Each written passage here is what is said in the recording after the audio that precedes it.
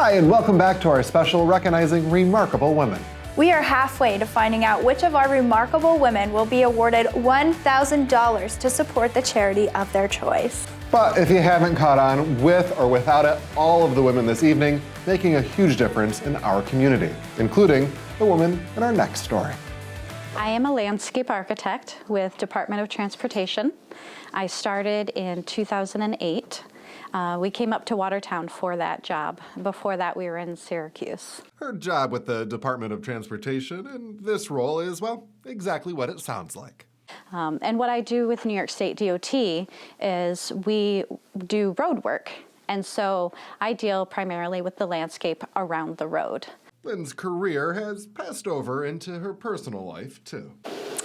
Actually, I was able to help do some landscape recommendations at church one year. She did that as part of an assignment. We go to the Church of Jesus Christ of Latter-day Saints over on Ives Street, and we have various assignments that we may be given over time. We call it, refer to them as callings.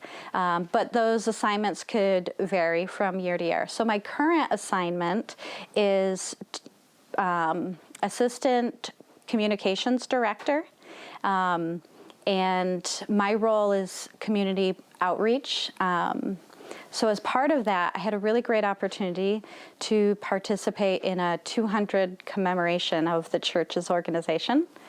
So the church decided, because the church was organized here in New York State, what they wanted to do is to provide food to 200 food pantries in the state of New York. So that was a huge undertaking. And mind you, it was not just a little bit of food to each of the 200 pantries, but it was a semi-truck full. It was several pallets to each of these food pantries. So I was able to select 2 of them. And it was a tough decision to narrow it down to 2 recommendations, but I ended up recommending the Urban Mission and Feed Our Vets.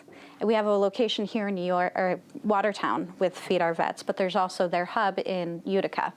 So I was able to work with the director, and he decided it would be best for their donation to go to Utica, and then the other donation went here to the Urban Mission. And it was just a joy to be able to set that up and to watch it unfold and to see it happen, and just to see the excitement on the directors' faces, and to know how much good that is going to do for the people in our community. On top of all that, Lynn knits as a hobby. I'm actually wearing one of the few knits that I've made for myself. Most of my knitting I make for others. As gifts. I would always give them away to people at church who were expecting new babies. And for charity. When Sammy Shelton needed some funds for his leukemia treatments, and again for Natalie Gondak's fundraiser when she was needing funds for her treatment as well. She is involved out in the community, but also right within her own family. Well, my family has an annual reunion every year. This is on my mom's side, the Schichtel family. Of course, Lynn doesn't just attend the family reunion. So a few years ago, I was able to attend the family reunion, and my uncle was kind of ready to pass on the baton.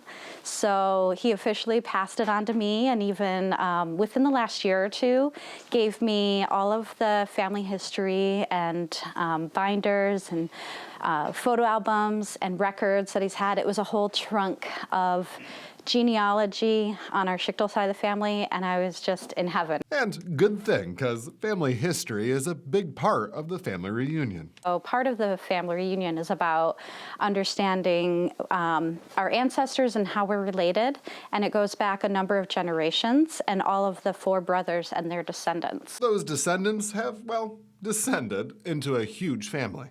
An extended family that could end up showing up at the reunions, and sometimes we don't even know each other.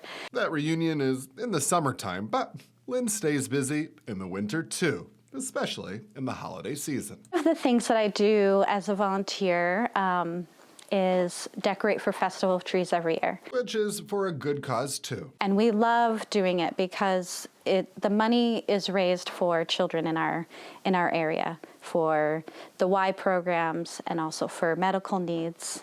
So it goes to a great cause, but it's also a great festive holiday opener and a great way of creating and having that creative outlet. Not only does Lynn decorate a tree, she does an award-winning job. We've won 3 awards. So that's fun and exciting. And as the saying goes, it all starts right at home. James is a stay-at-home dad, and I work full-time. So it's definitely unconventional for just society in general, but also for myself in church. It's very atypical for church members to have a family situation like that, but it works for us, and that's what we've chosen to do. What do you hope your kids learn from that?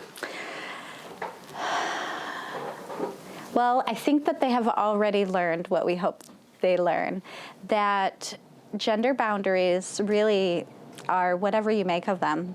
There really aren't specific roles that one gender can or cannot do. Either parent is able to equally provide for their children in different ways.